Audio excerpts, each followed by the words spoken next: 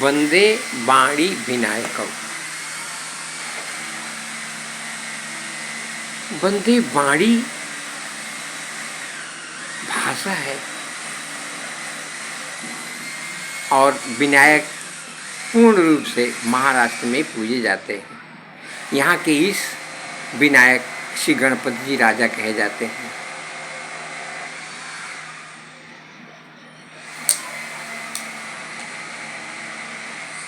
तुलसीदास जी के नाना पुराण निगमागम सम्मतम जद रामायणे निगदितम क्वचिदन जंतु।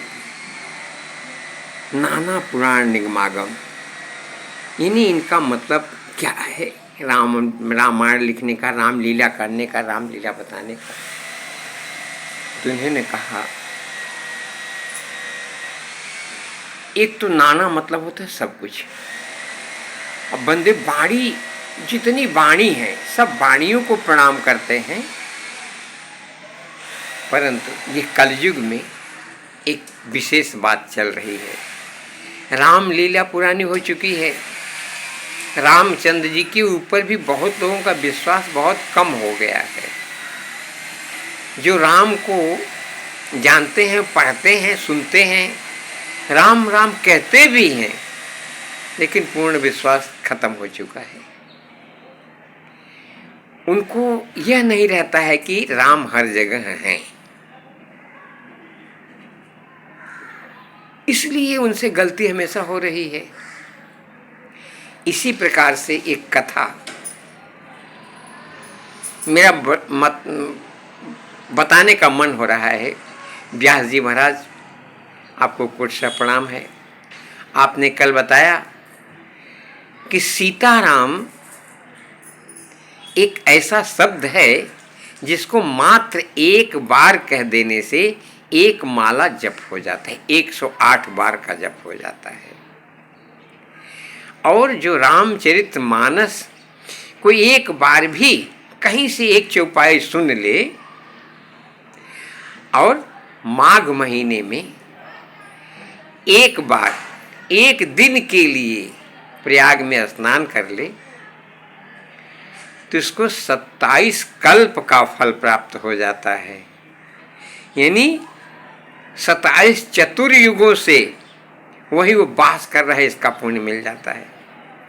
ऐसे ही एक व्यक्ति को एक बार सीताराम कहा और एक दिन प्रयाग में स्नान किया, तो इसको लगा अब तो मैं पूर्ण हो गया। और 27 कल्प जब बीतता है तब पुनः रामचंद्र जी, राम कृष्ण अवतार होता है। तो उसने सोचा रामलीला तो चल रही है, कृष्ण लीला का ख्याल आ गया उसको।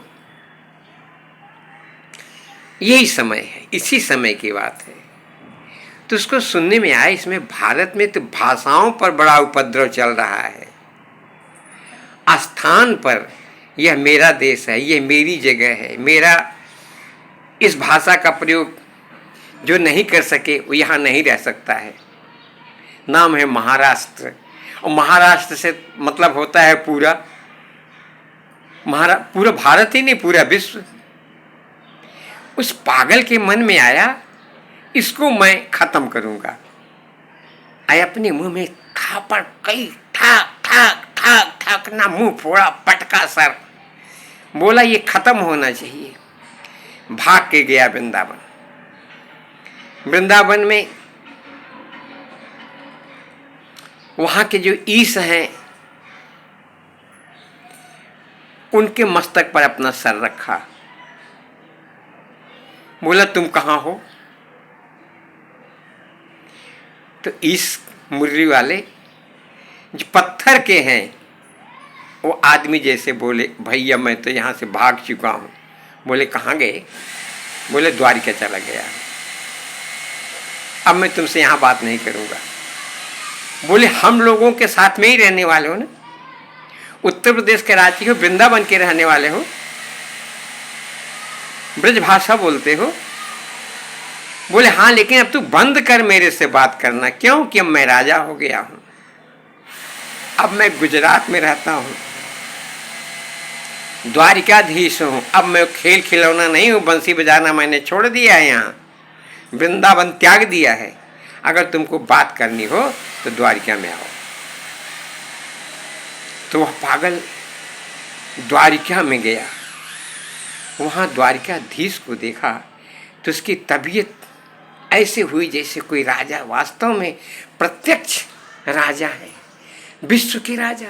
द्वारिकाधीश को देखा तो उसने अपना मस्तक उनके पैर पर रखा, बोला प्रभु आप ये लीला क्यों करवा रहे हैं?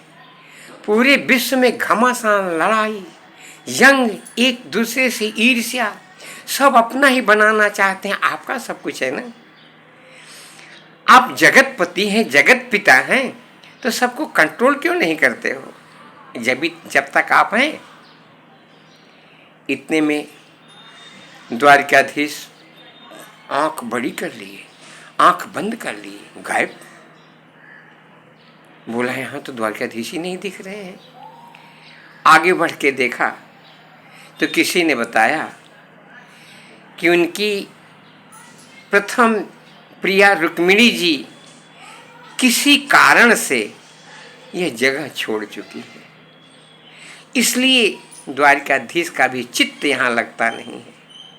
वो जहाँ की थी वहाँ चली गई है।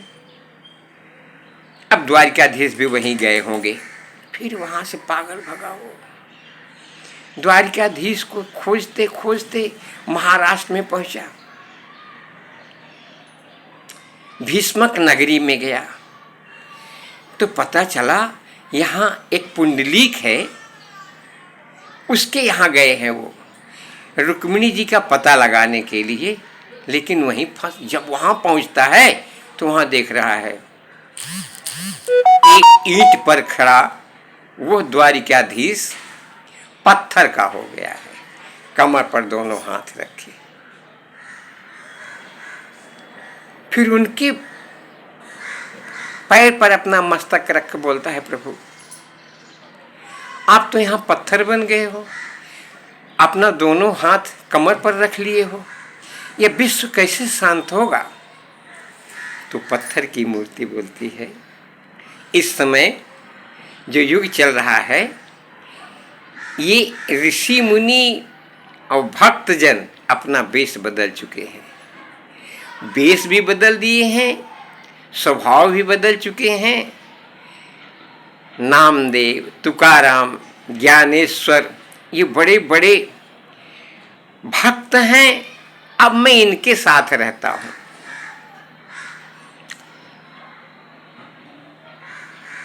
भक्त बोला अरे तो हम लोग कहाँ जाएं?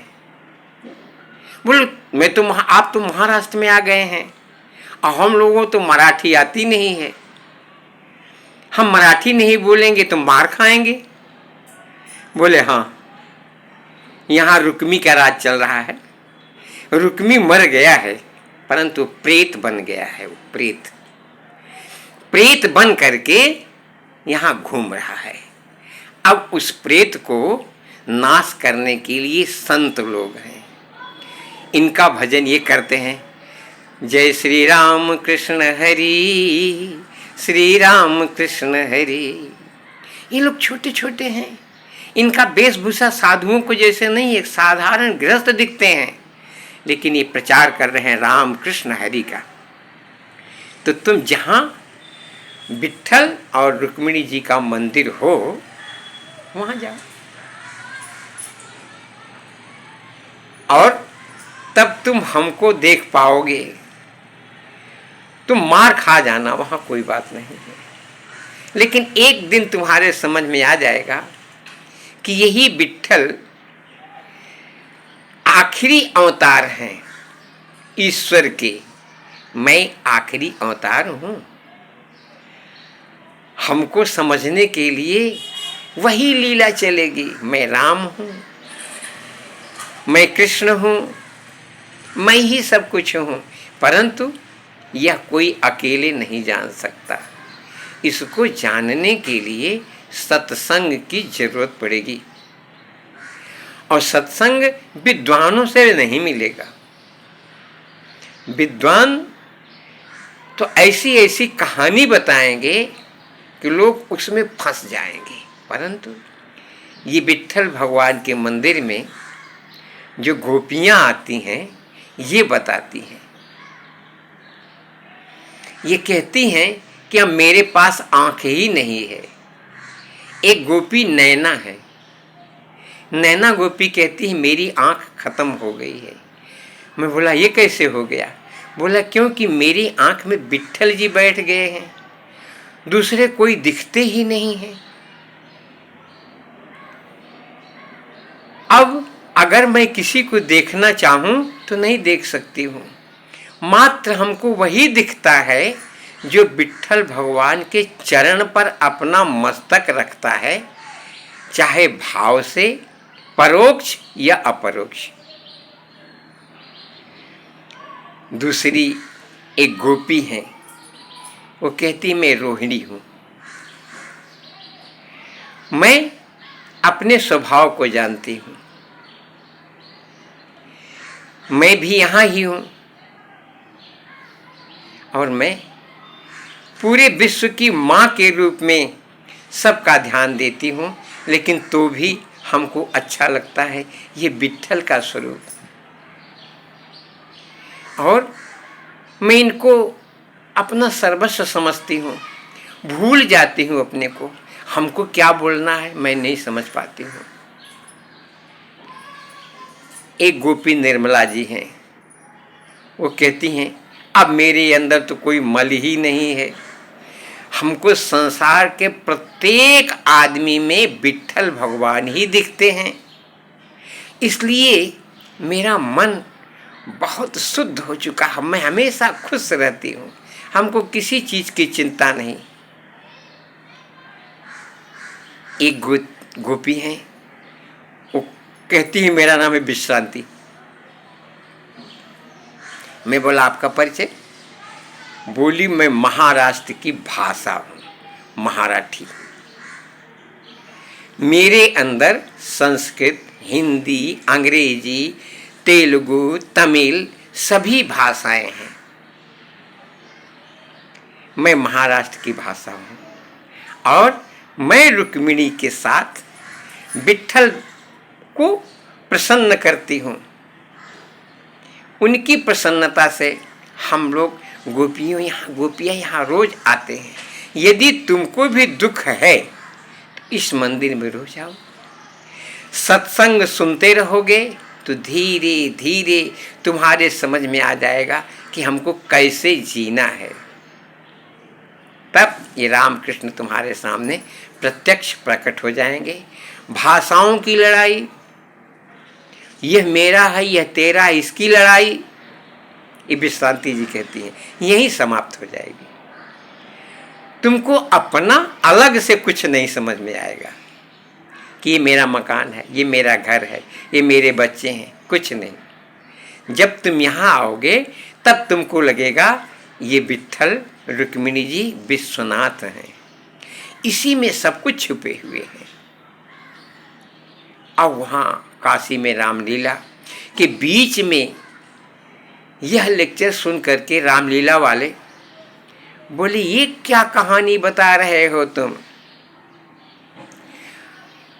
प्रवक्ता का चेहरा कभी गुस्से में, कभी मुस्कान में, कभी आंखों में आंसू, और फिर उस समय विट्ठल को अपनी आंख में बैठाकर वो कहता है अब मैं होश में आया। एक आरती बोलता है, आरती विट्ठल रखुमाई, चित्त की स्थिर गति आई, भटकना छोड़ दिया है अब, आंख में प्रभु विट्ठल जी जब, दुख सब दूर गए हटके, बार करी प्यार दिए भर के, प्रात नित आय करूं सेवा, न विट्ठल सम कोई और देवा, दिए निज भक्ति तपस्वी शक्ति, नित्य कर्तव्य विधि पाई, आरती विट्ठल रखुमाई। बोलता है मैंने भटकना छोड़ दिया, अब हमको चिंता खत्म हो गई है। और ये मंदिर में विट्ठल रुक्मिणी की ही पहले प्रवेश करने पर प्रथम गौरी नंदन मंदिर, प्रथम गौरी नंदन मंदिर, यहाँ पहले गौरी जी का मंदिर है।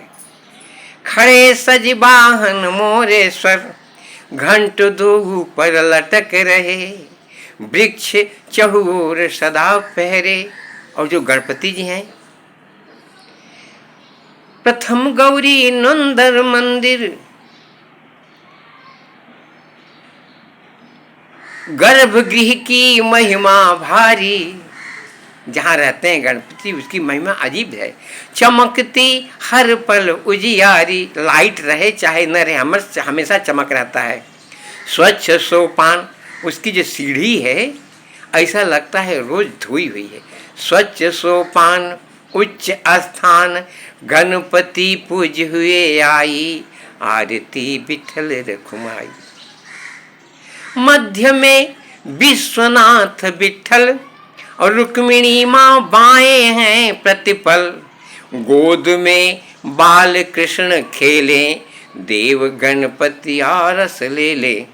घंट दो प्रांगण बृहद रहे, पृष्ठ कठ तुलसी दर्शन दे। बारकरी संत भक्ति बलवंत, हृदय रखी प्रभु मूरति लाई, आरती विठल रखुमाई। पृष्ठकट कौन है? कच्छप जी हैं, वहां दिखाई देते हैं। 2 घंटा है वहां और सामने तुलसी जी का वृक्ष दिखाता है। और हिंदी भाषा में दाहिने रामदास हनुमान, साथ में शिव शनि है 2 जन, भक्त नित सुबह शाम आते, और भाव भरी विविधि भोग धरते। शाम गोपी मंडल आई, ये गोपियां जिनका नाम लिया मैं, ये 16,000 गोपियां यहाँ रोज आती हैं। शाम गोपी मंडल आई, नित्य हरि पाठ करे गाई। एक सांगले बुआ जी हैं, बुआ जी का चित्त विप्र को वित्त, दिया यह मंडल मन लाई, आरती विठल रखुमाई। यह पूरी मंडली एक ब्राह्मण को सुबह सेवा करने के लिए दे दिया है, और वो सेवा करके चला जाता है और बाद में पूरी मंडली आकर के आनंद लेती है।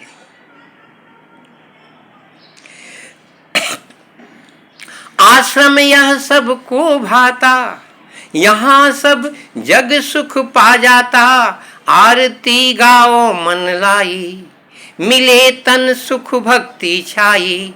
संत सी तुकाराम ज्ञानी, शास्त्र का ज्ञान दिए छानी।